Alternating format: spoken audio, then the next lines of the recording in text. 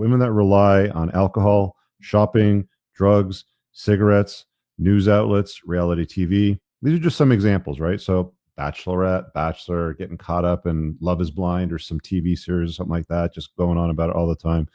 It can be highly problematic to a dude that's sort of chasing excellence in his life. He's out there trying to put a dent in the universe. These unhealthy addictions that women get obsessed with, if left unchecked, will dominate her life, her choices, her conversations, and your relationship.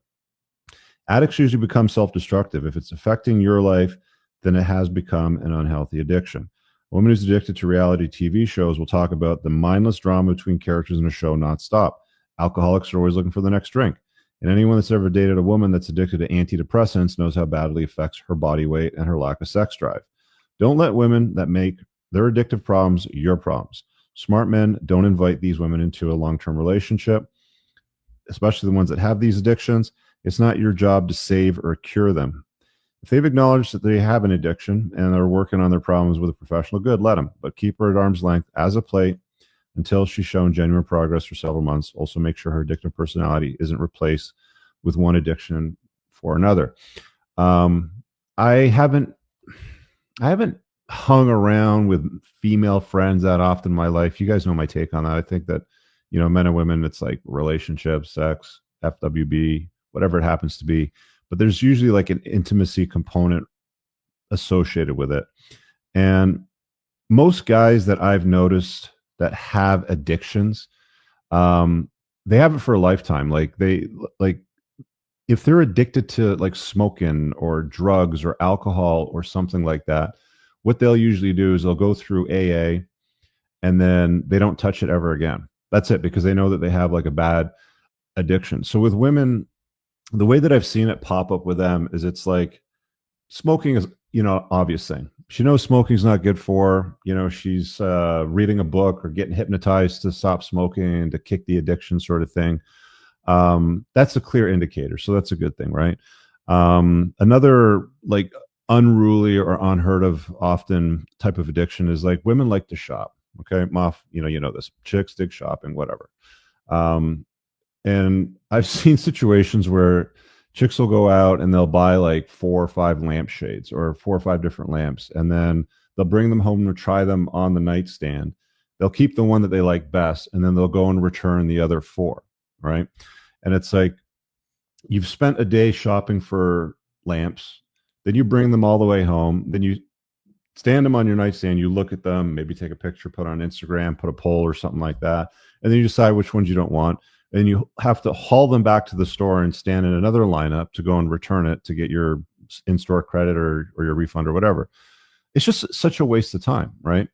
Because if you're going to be in a long-term relationship with a chick, which usually leads into having kids or something like that, why would you want to do it with a chick that's got an obsession with buying crap and returning it? Before you know it, you're going to be the one staying home all the time looking after the kids while she's shopping and returning shit. It's going to infringe on lifestyle and all these things, right? Like you want a woman that's a complement to your life, not the focus. You want a woman that's useful. Women fall in love with guys when they're doing things for us, right? Like they love to take care, right?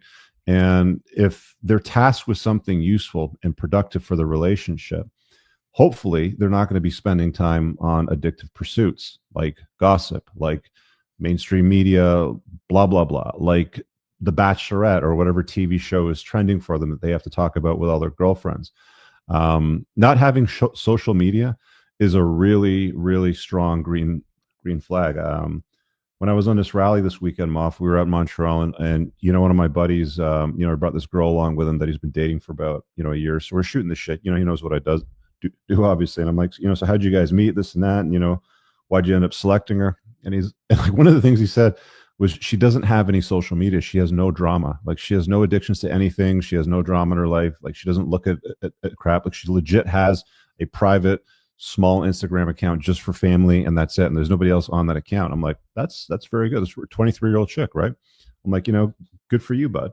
So you want to look for these notions of red flags. I know you had a chick in your life before that had an addiction to antidepressants as well. Do you want to talk a little bit about? Oh man, it was everything. Like, she was addicted. She was a shopper. She was SSRIs. She watched stupid, dumb reality TV shows.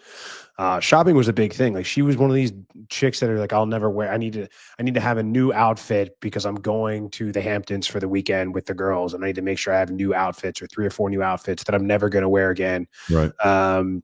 And I mean, we would have boxes, man, of Amazon Prime just lined up at the door, like 10, 12 new things. And it's just, no, I mean, she paid with her own money, right? But I guess that was fine. But at the same time, you know, it was fun. We told the story before when it came time to maybe looking at a bigger place, or it came time to maybe, hey, I got my hours cut in half when I was working at a job in COVID, which meant my salary got cut in half.